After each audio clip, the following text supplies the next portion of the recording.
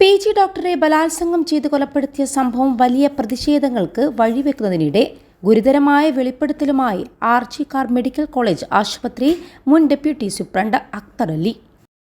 RG-CAR medical college ആശുപത്രി പ്രിൻസിപ്പാളായിരുന്ന doctor Sandeep Ghosh ആശുപത്രിയിൽ പല നിയമവിരുദ്ധ പ്രവർത്തനങ്ങളും നടത്തിയിരുന്നു എന്ന് സന്ദീപ് ഘോഷ് ആരോപിച്ചു.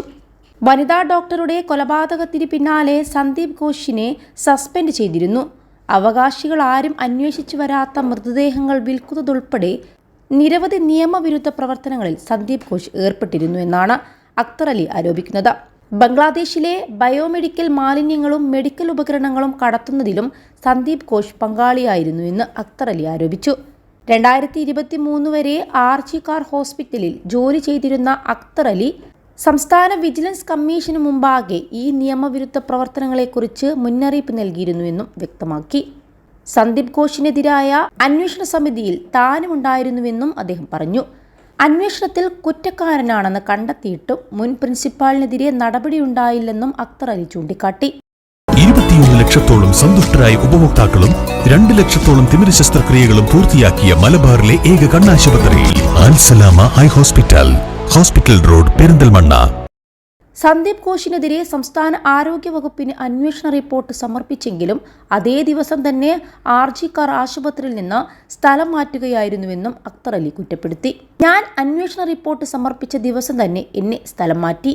ഈ കമ്മിറ്റിയിലെ മറ്റ് 2 അംഗങ്ങളും സ്ഥലം മാറ്റത്തിന് വിധേയരായി. ഈ മനുഷ്യനിൽ നിന്ന് വിദ്യാർത്ഥികളെ രക്ഷിക്കാൻ ഞാൻ കഴിയുന്നതെല്ലാം ചെയ്തു.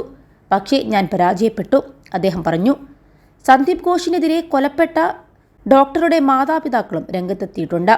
നിങ്ങളുടെ മകൾ ആത്മഹത്യ ചെയ്തു എന്നാണ് ഘോഷ് തങ്ങളെ വിളിച്ച് പറഞ്ഞതെന്ന് കുടുംബം ആരോപിച്ചിരുന്നു. മൃതദേഹം കൈമാറുന്നതിന് മുൻപ് മാതാപിതാക്കളോട് 3 മണിക്കൂർ കാത്തിരിക്കാനും ഇയാൾ പറഞ്ഞിരുന്നു. അതേസമയം CBI സന്ദീപ് ഘോഷിനെ പോളിഗ്രാഫ് ടെസ്റ്റിന് വിധേയനാക്കാനുള്ള ശ്രമത്തിലുമാണ്. ചോദ്യം ചെയ്യലിന് ഇയാളുടെ ചില ഉത്തരങ്ങളിൽ പൊരുത്തക്കേടുകൾ കണ്ടെത്തിയതിനെ തുടർന്നാണ് നുണപരിശോധന നടത്തുമെന്ന് CBI ഉദ്യോഗസ്ഥർ പറഞ്ഞത്. 31-കാരിയായ ട്രെയിനി ഡോക്ടർ ആശുപത്രിയിലെ സെമിനാർ മുറിയിൽ വെച്ചാണ് ബലാത്സംഗത്തിനിരയായി കൊല്ലപ്പെട്ടത്. 36 മണിക്കൂർ നീണ്ട ഷിഫ്റ്റിനിടയിൽ വിശ്രമിക്കാൻ മുറിയിലേക്ക് പോയതായിരുന്നു ഡോക്ടർ. മൃതദേഹത്തിന് സമീപം ബ്ലൂടൂത്ത് ഹെഡ്ഫോണുകൾ കണ്ടെത്തിയതിനെ തുടർന്ന് സഞ്ജയ് റോയ് എന്ന സിവിൽ വളണ്ടിയറെ പോലീസ് അറസ്റ്റ് ചെയ്തിരുന്നു. കുറ്റകൃത്യം നടന്ന് 2 ദിവസത്തിന് ശേഷമാണ് സന്ദീപ് ഘോഷ് രാജിവെച്ചത്.